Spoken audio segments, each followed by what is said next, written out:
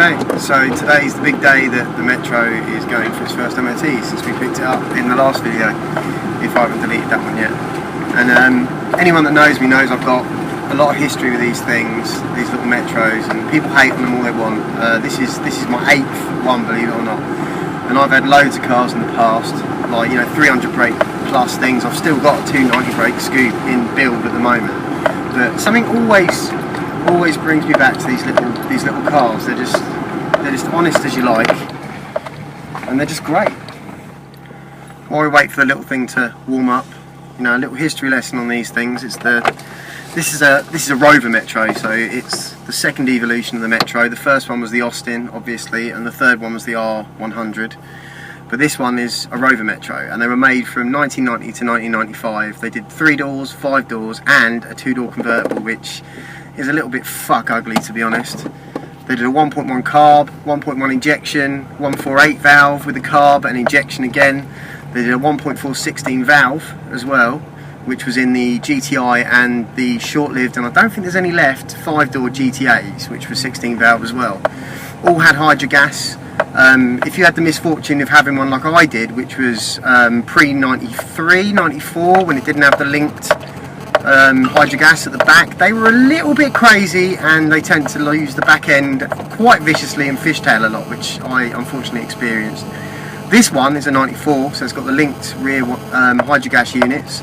It's a 1.18 valve with a giddying 59 brake horsepower, but it's honest as you like. This one's got 30,000 miles and it's a one-owner car, and these cars are so underrated. And as far as I'm aware, this was the AR6 project. I think that might have been the R100, but if not, this one was actually designed by Ital Design in Italy, believe it or not.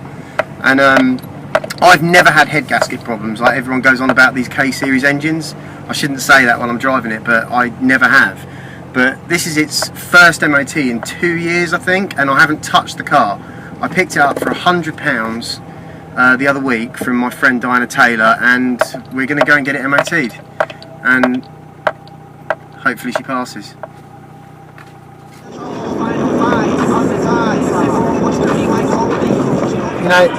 These cars are amazing. I mean, this one's only got 59 odd brakes, it's only a 1.1, but there's no power assisted steering. It is what it is, 5 on the floor, and it's one of those cars where you just keep your momentum up. You haven't got to rag the fuck out of it, because I mean, if you thrash the hell out of a little 1.1, you're just going to remind yourself how slow the thing is. If you change gear, like, 4 grand, just keep your momentum up and enjoy, the hydrogas, because the fact about hydrogas is it's like having uprated suspension on your first car. It's solid, it holds, and it's just enjoyable to drive. I mean, there's a lot of hate on Metros, but a lot of them people haven't had one, and I know people that have had some seriously sick cars, but they still rate these little beasts. And I mean, I bought this as a runaround while my Subaru's being finished by me, I might add, before you think someone else is building it. But try a Metro before they all fucking disappear, because as far as I'm aware, on howmanyleft.com there's 140 Metros left registered, GTAs that is, and I don't know if that's the Austins or these ones, because it doesn't tell you on howmanyleft.com, but judging by the fact that I found 3 GTAs, these shape, the Rover Metros, for sale on eBay recently, they were going for 2.2, 2.4 and 3.6, so there's not many left. And it's not like Rover are going to make any more, is it? So if you get a chance to grab one, just grab one.